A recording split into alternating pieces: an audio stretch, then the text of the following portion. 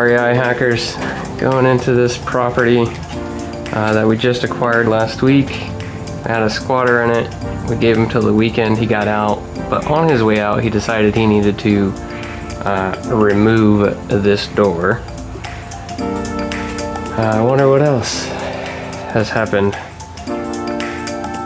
Obviously, all the furniture was left.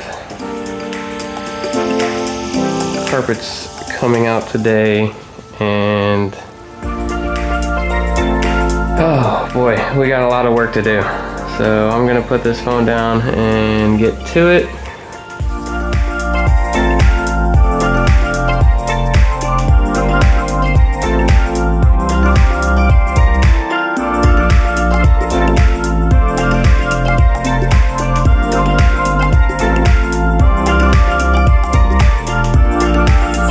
That's the pile of stuff we ended up with from cleaning out the house.